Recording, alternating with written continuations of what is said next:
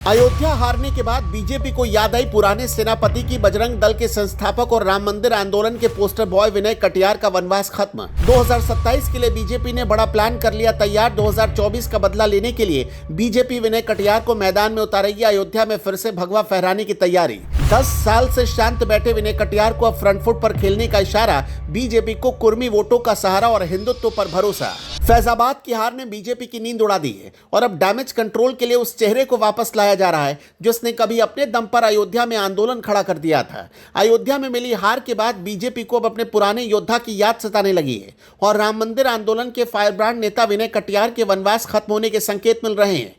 अयोध्या से 3 बार सांसद रह चुके और राम जन्मभूमि आंदोलन का प्रमुख चेहरा रहे विनय कटियार एक बार फिर सुर्खियों में हैं। सवाल उठ रहा है कि क्या बजरंग दल के संस्थापक और बीजेपी के फायरब्रांड नेता 2027 के यूपी चुनाव से पहले दोबारा चुनावी मैदान में उतरेंगे। बीजेपी की 2024 में अयोध्या सीट पर हुई हार ने पार्टी के रणनीतिकारों को अपनी रणनीति बदलने पर मजबूर कर दिया। खबर है कि पार्टी अब अपने पुराने और भरोसेमंद चेहरों को डस्टिंग करके वापस मेन स्ट्रीम में ला रही है। इसी कड़ी में विनय कटियार की सक्रियता बढ़ी है। आज हम विश्लेषण करेंगे कि क्या विनय कटियार की वापसी बीजेपी के लिए 2027 का मास्टर स्ट्रोक साबित होगी।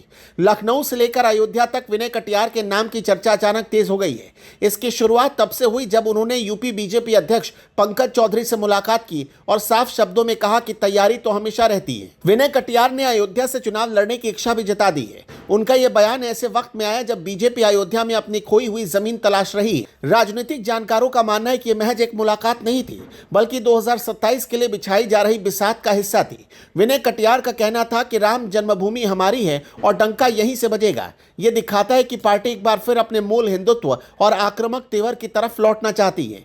बीजेपी के लिए विनय कटियार की जरूरत इसलिए भी महसूस हो रही क्योंकि 2024 के लोकसभा चुनाव में फैजाबाद सीट पर मिली हार ने पार्टी को गहरा जख्म दिया।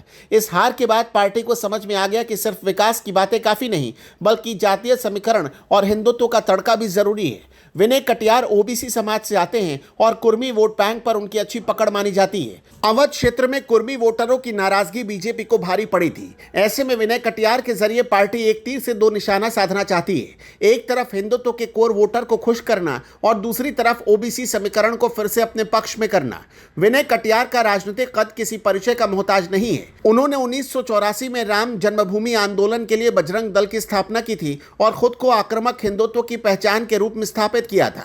वो 1991, 1996 और 1999 में 3 बार अयोध्या से सांसद रहे। हालांकि 2012 में राज्यसभा जाने के बाद उन्हें धीरे धीरे सक्रिय चुनावी राजनीति से साइडलाइन कर दिया गया।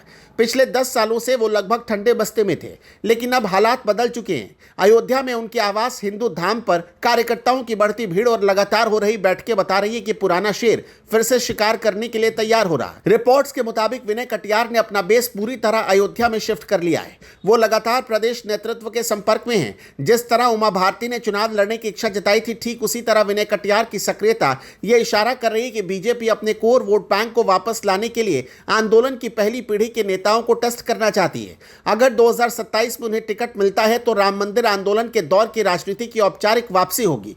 कुल मिलाकर तस्वीर अब धीरे धीरे साफ हो रही है। बीजेपी 2027 के लिए कोई रिस्क नहीं लेना चाहती और अयोध्या तो उसकी नाक का सवाल है। विनय कटियार की एंट्री से यह संदेश जाएगा कि पार्टी अपने मूल मुद्दों और पुराने कार्यकर्ताओं को भूली नहीं है। हालांकि अभी टिकट की घोषणा में वक्त है, लेकिन विनय कटियार की सक्रियता ने विपक्ष और बीजेपी के अंदर खाने दोनों जगह हलचल मचा दी है। देखना दिलचस्प होगा कि क्या 90 के दशक का यह फायरब्रांड नेता 2027 में बीजेपी की नैया पार लगा पाएगा या फिर यह सिर्फ एक सियासी चर्चा बनकर रह जाएगा।